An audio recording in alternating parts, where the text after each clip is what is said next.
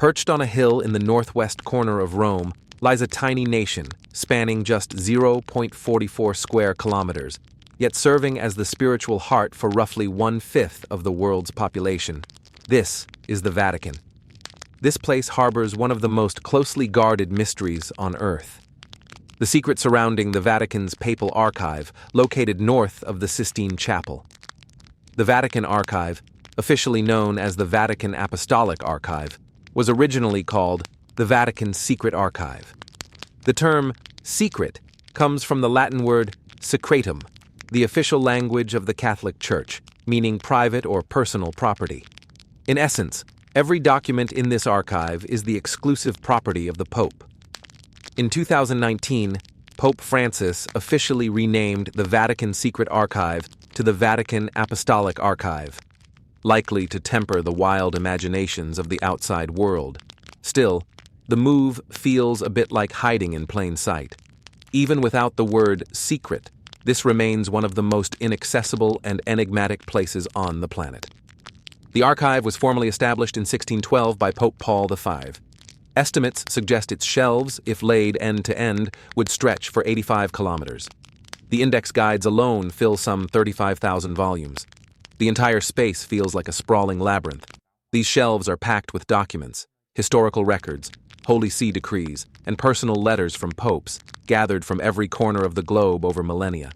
This makes it a treasure trove of information amassed by the Holy See for centuries, even thousands of years.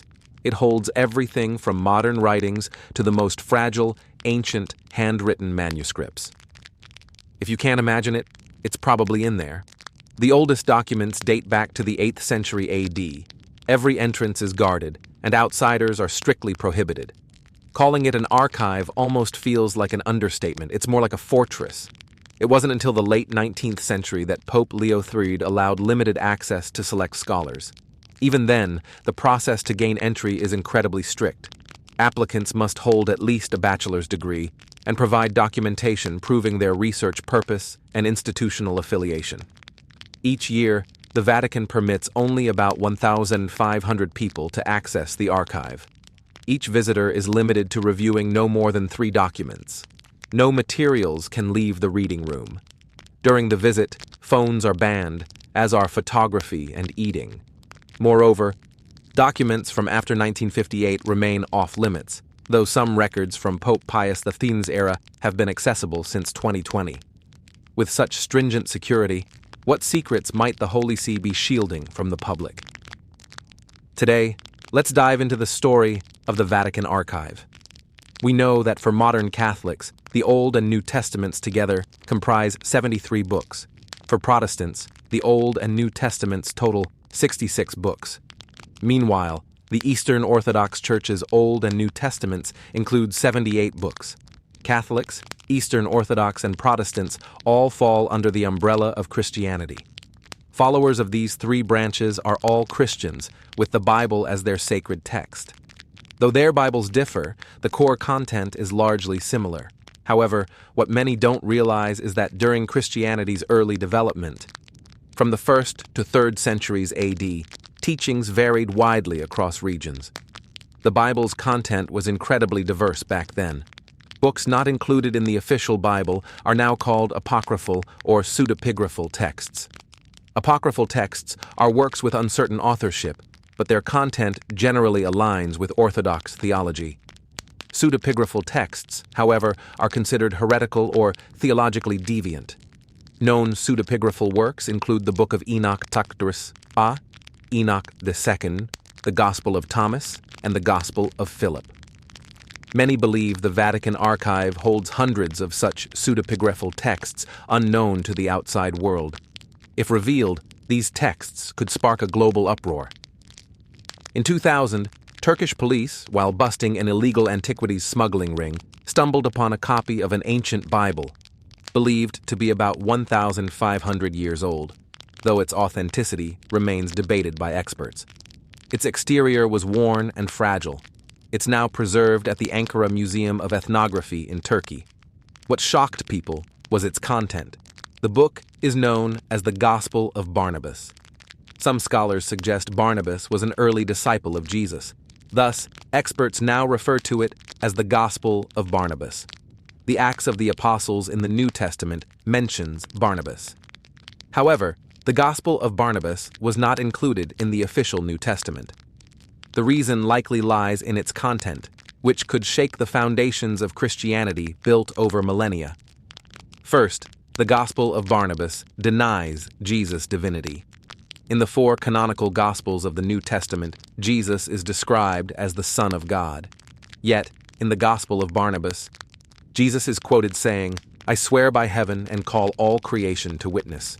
Some claim I possess divine wisdom, not human, but this is not true. I am a man, born of man. Beyond God's judgment, I endure earthly suffering like anyone else.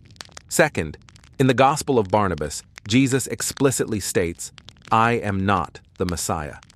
When the high priest asked who the Messiah was, Jesus replied that his holy name is Muhammad.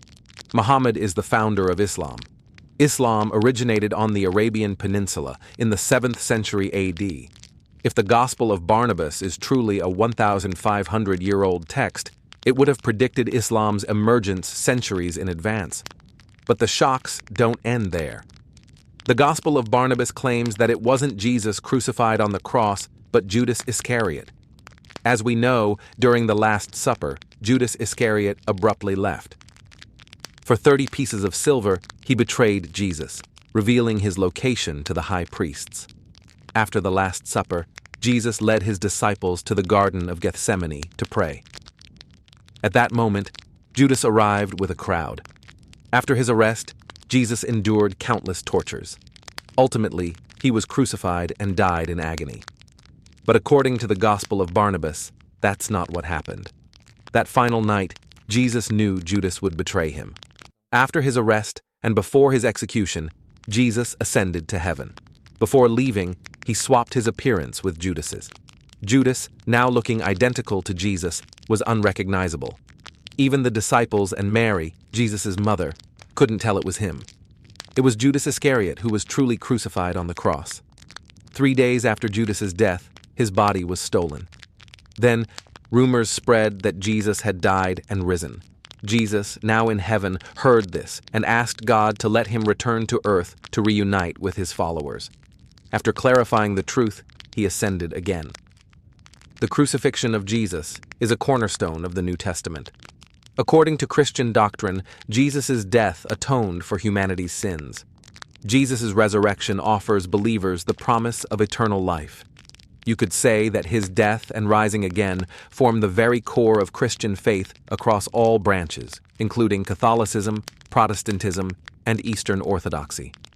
The Gospel of Barnabas essentially tears that foundation apart. It's no wonder most Christians view it as heretical.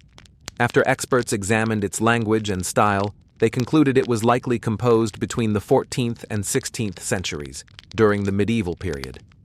Pinpointing the exact year remains tricky, though. Some suggest it might have been fabricated by Muslims in the Middle Ages to promote Islam, given how many elements align with the Quran. For instance, the Quran also portrays Jesus, known as Isa, as a mere human. It states that Allah raised him to heaven before the crucifixion could happen. Whether the Gospel of Barnabas counts as authentic scripture isn't the main point. What's key is that early Christian thought was incredibly varied. The list of Gospels alone exceeds 80. Yet, in the end, only 4 made it into the New Testament, those of Matthew, Mark, Luke, and John.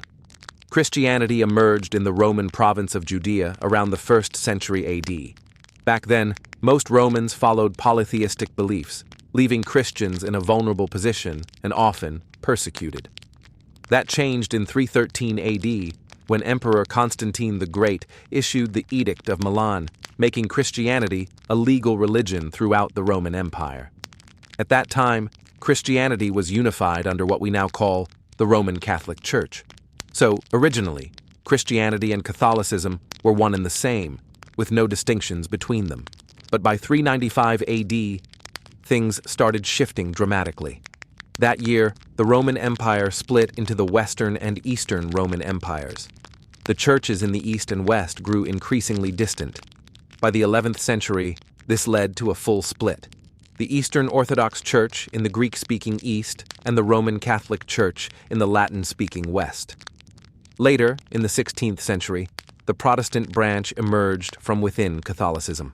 In those formative years, as Christianity was establishing and spreading its beliefs, Constantine the Great played a pivotal role. In 325 AD, before any major divisions, he convened the First Council of Nicaea in the city of Nicaea, modern-day Iznik, Turkey. This marked the first ecumenical council in Christian history. During the gathering, high-ranking church leaders from the Roman Empire debated which texts qualified as orthodox, which should be deemed heretical, and what religious rules everyone should follow. Most crucially, the council defined Jesus' divine nature.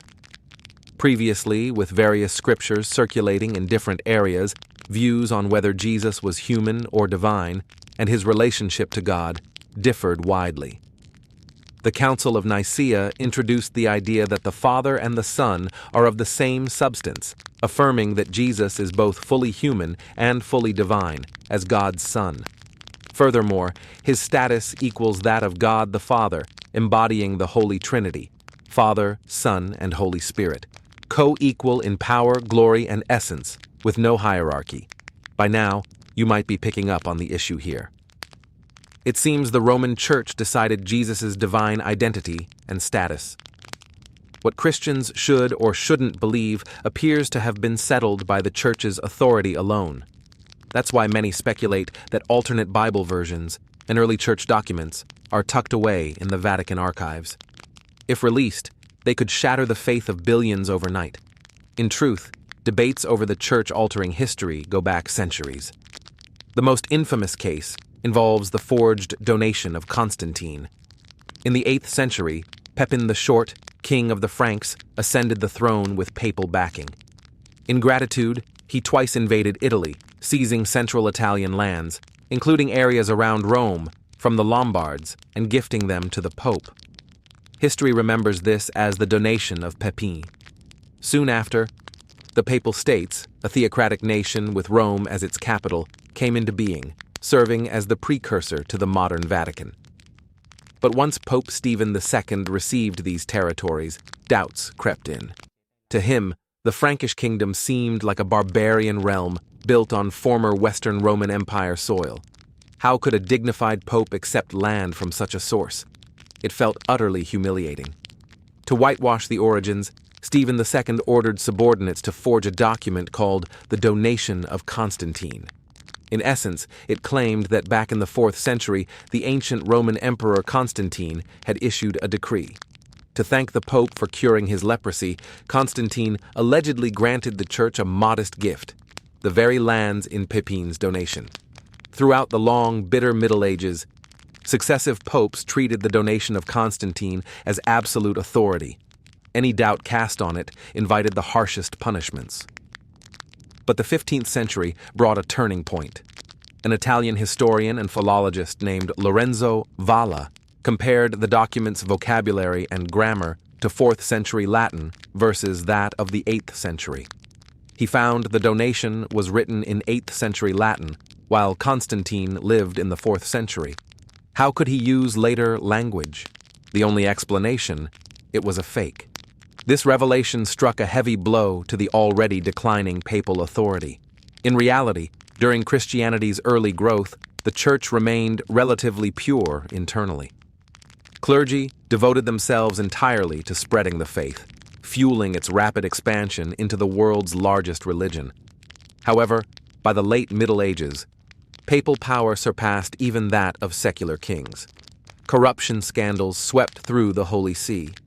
Father Gabriele Amorth, the Vatican's chief exorcist, blamed these corruptions and various controversies on Satan's influence.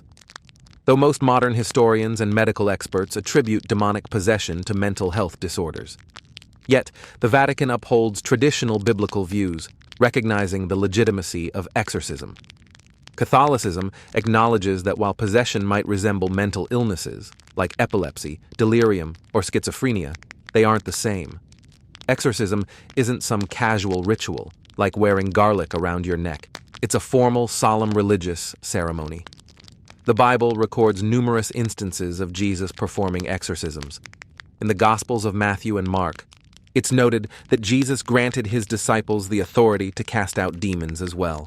On November 12, 2010, an article in the New York Times highlighted how American bishops convened an emergency gathering to address the growing number of pleas for exorcisms. As Bishop Thomas Paprocki, the event's organizer, explained, just because someone believes they're under demonic influence doesn't mean they actually require the rite. But we still have to be ready, since so few priests across the U.S. have the proper training for it. Father Gabriele Amorth was renowned as the leading exorcist for the Roman Catholic Church. Throughout his career, he handled tens of thousands of exorcism cases, claiming over 70,000 in total. Amorth died in 2016. During his lifetime, he openly suggested that evil forces had seeped right into the heart of the Vatican. But does the demonic realm truly exist? Back in the mid-18th century, a mysterious old tome known as the Grand Grimoire swept through Europe in popularity. Legend has it that archaeologists unearthed it around 1750 from a grave in Jerusalem, thought to belong to King Solomon himself. Its creation might date as far back as the early 13th century, or possibly even before that. The book chronicles the ongoing clash between the Church and Satan, describing how spiritual leaders can fall prey to corruption by dark entities, plus spells and ceremonies for calling forth demons. If successful, the one performing the ritual could then bargain with the summoned being. The credited writer is Honorius of Thebes, an enigmatic figure from the Middle Ages who professed to being under Satan's control. As a result, many speculate that the devil was the real force behind the Grand Grimoire. Naturally, it could just be a work attributed to that name by someone else. By the 18th century, its French edition earned the nickname the Red Dragon Book. That title often brings to mind the colossal scarlet beast from the Book of Revelation in the Bible, which emerges during the end times judgment. As described in Revelation, another wondrous sign appeared in the sky. Behold, a great red dragon with 7 heads, 10 horns, and 7 crowns upon its heads. Its tail dragged down 1/3 of the stars from heaven and hurled them to the ground. Once the 20th century arrived, this shadowy spellbook gradually slipped out of common knowledge. Some folks figure it faded away because no one could genuinely pull off demon summoning with it. That would make it nothing more than a fabrication. On the flip side, others insist that the copies floating around are tampered with or incomplete versions. They claim the authentic original site's hidden in the Vatican Archive, kept under wraps from the public eye. Does that mean the Vatican holds the power to conjure demons?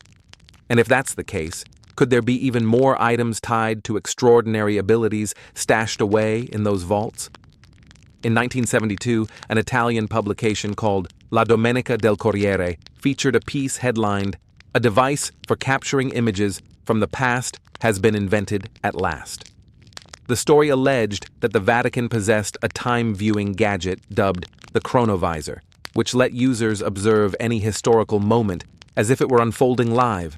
They even printed a supposed snapshot of Jesus during his ordeal, insisting it came straight from the machine. Then, in 2002, a French cleric named François Brune released a book titled The Vatican's New Enigmas. There, Brune delved deeper into the tale of this time device. He revealed that its creator was his acquaintance, Vatican Benedictine monk Father Pellegrino Ernetti. Beyond his religious duties, Ernetti was a skilled physicist, composer, and demon expeller. The pair crossed paths in Venice back in the 1960s, sharing passions for scientific exploration and religious studies. They hit it off right away. Eventually, Father Ernetti shared with Brune that during the early 1950s, the Vatican had bankrolled a group of 12 elite global scientists to build this time viewer. Thanks to his dual expertise in science and faith, Ernetti got to spearhead the project. Among the team were Nobel laureate physicist Enrico Fermi and rocketry pioneer Wernher von Braun from the 20th century's space race. Ernetti described the contraption as resembling a vintage television. Unlike typical time travel concepts that whisk people backward physically, this one didn't work that way. Rather, the Chronovisor functioned like a portal gazing into history. It employed antennas crafted from 3 undisclosed alloys to snag residual temporal echoes drifting through space. Set the right date and location chords, and it'd project bygone scenes onto its display. At first, Brune took Ernetti's account with a grain of salt, yet Ernetti wasn't the type to brag without cause. He recounted using the device to witness a staging of the ancient Roman poet Ennius's long-lost drama Thyestes from 169 BC. That play is a tragedy, with most of its text gone forever. Ernetti said he documented the whole performance to validate the Chronovisor's reality. The magazine's coverage back then stirred up quite a buzz all over Europe. Doubters, though, soon poked holes in the narrative. That published image of Jesus in pain bore a striking likeness to a Jesus sculpture in an Italian church in Umbria. This threw major shade on the entire claim's credibility. Notably, the photo wasn't supplied by Father Ernetti. It arrived anonymously at the publication.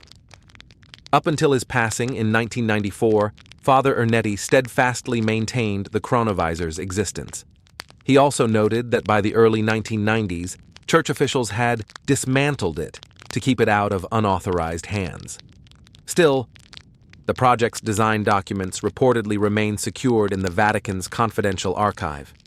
Interestingly enough, the Vatican did release a 1988 directive warning that employing any apparatus resembling a time machine would lead to instant excommunication from the faith. If the whole thing was merely a ruse, why bother issuing such a proclamation? Beyond this gadget for peering into yesteryears, might the Vatican archive conceal revelations about what's yet to come? You bet it does. On May 2, 1981, aboard a flight heading from Dublin, Ireland to London's Heathrow. Nearing arrival, a 55-year-old Australian guy named Lawrence Downey abruptly charged ahead. Covered in gasoline, he gripped a lighter in one fist and coerced the pilot to reroute to Tehran, Iran. Left with no options, the captain agreed. Fuel was running low, though. Following talks, the plane touched down in Paris, France, instead. French commandos promptly overpowered the perpetrator, Lawrence Downey.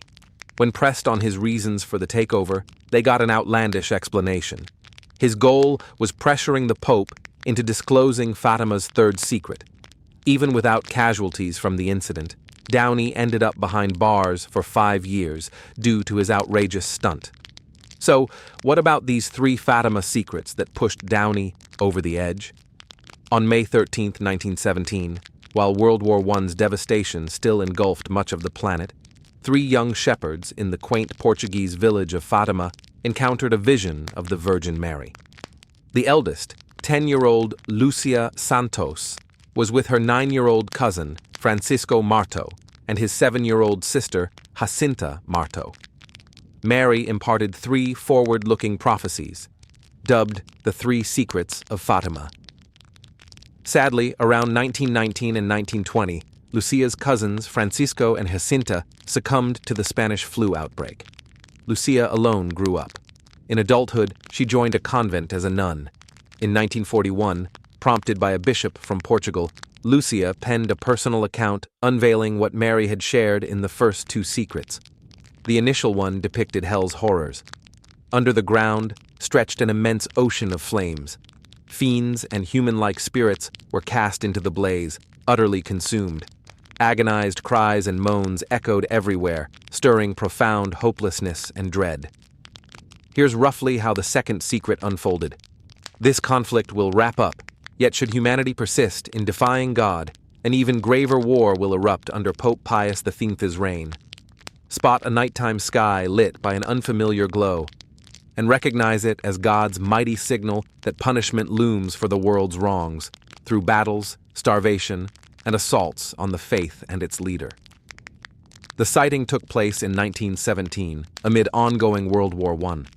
Lucia made the first 2 secrets public in 1941, right as World War II was gearing up to explode fully.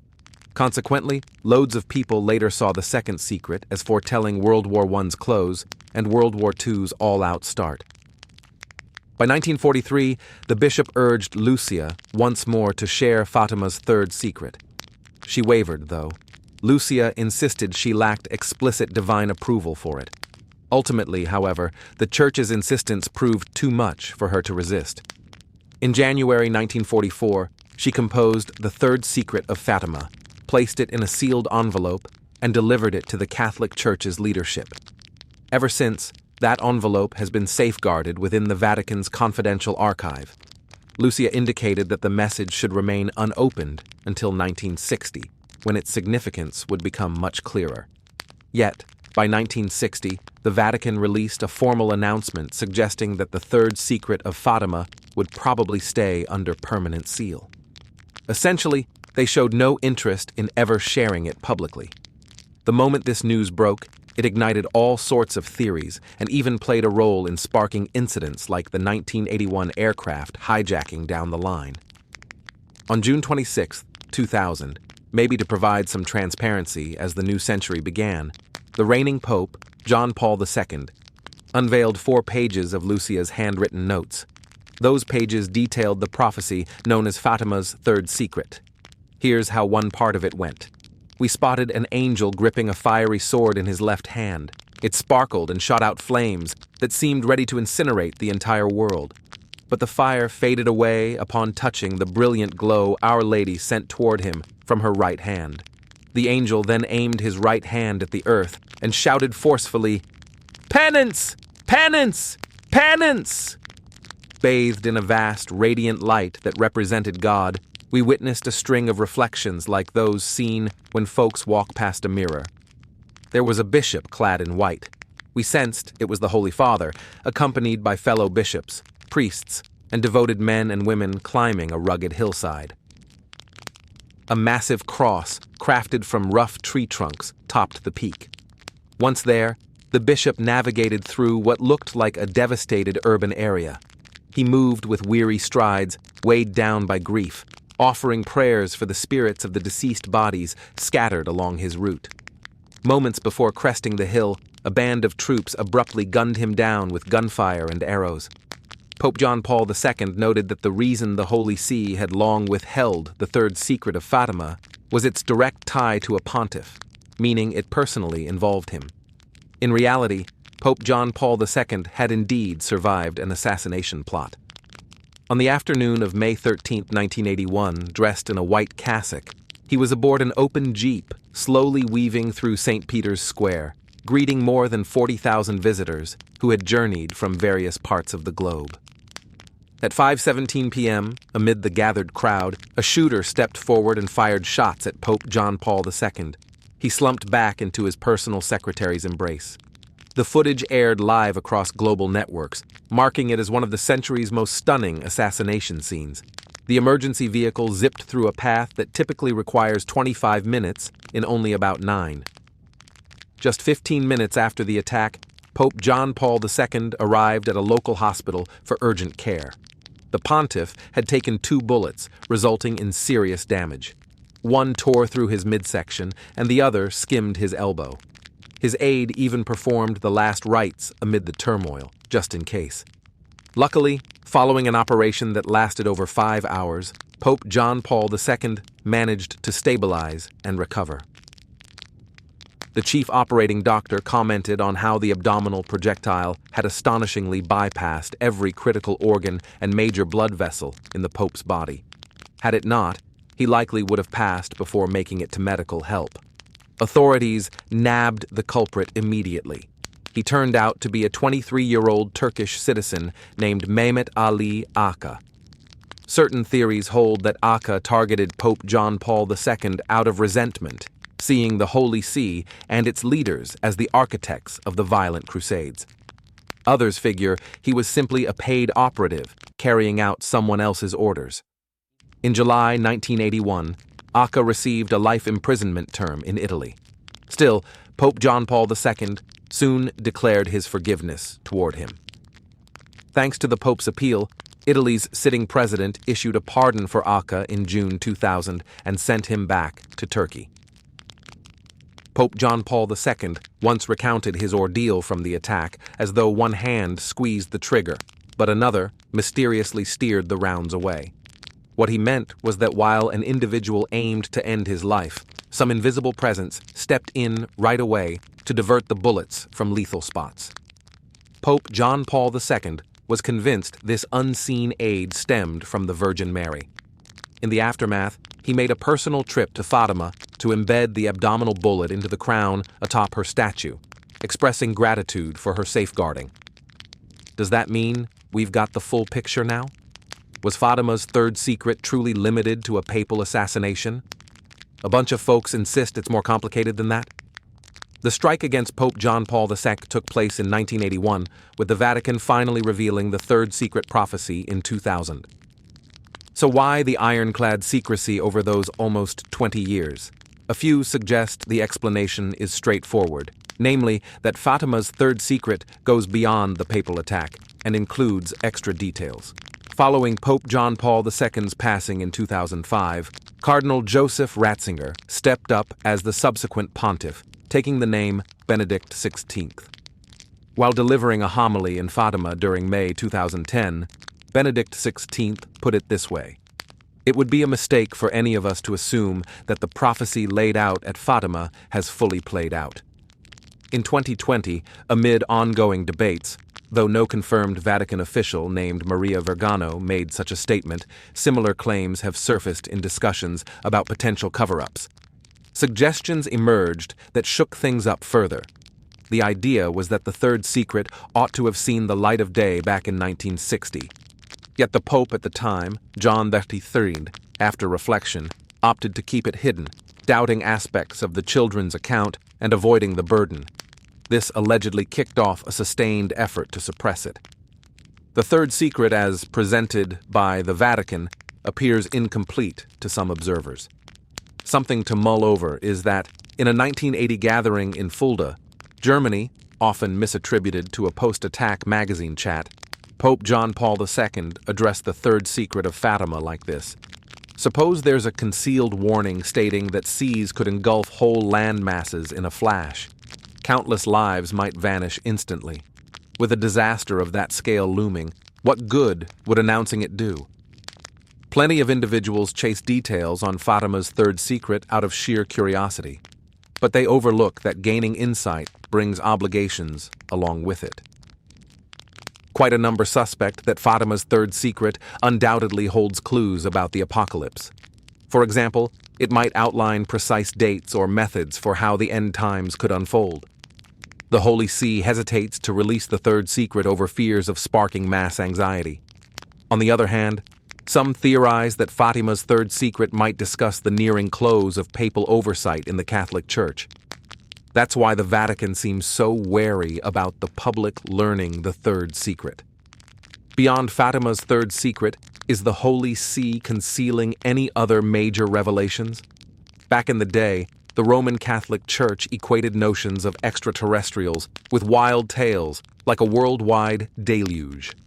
In AD 1600, the Italian thinker, natural philosopher, and scientist Giordano Bruno faced condemnation for championing ideas like a sun-centered solar system and boundless cosmos and the potential for life elsewhere beyond our planet, prompting the Holy See to deem him guilty of heresy and order his demise. On February 17, 1600, Bruno met his end by fire at the execution site. That said, fast forward 400 years to 2008, when José Gabriel Funes, the Vatican's top astronomer and science consultant to Pope Benedict XVI, remarked in an interview, "With a cosmos this immense, how could we dismiss the chance that other life forms are out there? In my view, holding faith in extraterrestrials and in God presents no real clash. Just as our planet teems with a wide array of creatures, it's entirely possible that God fashioned other forms of life elsewhere in the cosmos, including intelligent beings. This idea doesn't clash at all with our religious beliefs. We shouldn't put boundaries on God's creative freedom." The interview later got dubbed "Extraterrestrials Are My Brothers." In 2014, the sitting Pope, Francis, went so far as to say he'd be happy to perform a baptism for extraterrestrials if they ever requested one. What prompted such a dramatic shift in the Holy See's stance on life beyond Earth? Many speculate that the Vatican might already possess proof of interactions between human civilization and alien societies. Back in 2011, A Russian publication shared a tale about the scholar Genrikh Mavrikievich Ludwig, often referred to as Heinrich Ludwig in Western accounts. During the 1920s, Professor Ludwig reportedly gained permission to examine documents in the Vatican's confidential archive. Visitors allowed entry-receive catalogs of the holdings to browse in a designated reading area, where they can then request up to 3 items for review. Professor Ludwig claimed that by scanning the indexes, he uncovered that the Vatican's hidden collection not only included records on ancient alchemy, but also accounts of extraterrestrial visits to our world over recent centuries, plus evidence suggesting advanced societies long ago wielded nuclear technology. In 2007, reports emerged of an unidentified orange object hovering near St. Peter's Basilica. Skeptics might dismiss these as sensational fodder from unreliable tabloids meant to grab attention. Even so, certain developments deserve closer scrutiny. In 2009, the Vatican hosted its inaugural international gathering on astrobiology. Over 5 days, more than 30 leading experts from around the globe delivered talks at the Vatican covering everything from microbes to planetary exploration and potential civilizations elsewhere in space. Then, in 2014, the Vatican teamed up with the University of Arizona to convene a symposium called The Search for Life Beyond the Solar System. This time, over 200 researchers came together to share the latest discoveries in their fields. Former NASA astronaut Gordon Cooper, in one of his interviews, dropped a line that sparks endless curiosity. Want details on UFOs and those little green visitors? Just reach out to the Vatican. For years, people have endlessly debated what treasures lie within the Vatican's document repository. Concealed scriptures, grimoires of sorcery, a device for viewing history, doomsday predictions, extraterrestrial encounters. It feels like every unsolved riddle could find its resolution tucked away in those Vatican vaults. In March 2020, amid public pressure, Pope Francis made available more than 17 million pages of contentious records tied to Pope Pius X. For ages, the Holy See has faced criticism over its close associations with Nazi Germany and Fascist Italy during World War II. There are even allegations that Pope Pius X turned a blind eye to the genocide of Jewish people during the war, failing to actively intervene in that humanitarian catastrophe. Sifting through over 17 million documents to uncover historical truths will take considerable effort. In August 2020, David Kurtzer, a history professor at Brown University, shared insights during an interview. Based on the materials he'd examined, it appeared that Pope Pius V indeed avoided any open criticism of Nazi oppression, largely to prevent alienating the many devout Catholics who supported the regime.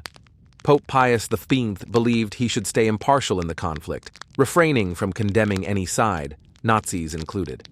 Professor Kurtzer has authored numerous pieces on the papacy and Jewish relations. In 2015, he earned a Pulitzer Prize for his book, The Pope and Mussolini. This honor stands as one of the most prestigious in American journalism and literature. After the current Pope Francis unveiled the Pius X-related files, Kurtzer was among the initial scholars granted approval to study them. Though Pope Francis has released over 17 million documents from the Vatican's holdings, this represents merely a small sliver of the entire collection. In my view, as long as the archive isn't thrown wide open for full access, the guesses and arguments about what secrets the Vatican is guarding will keep going without pause.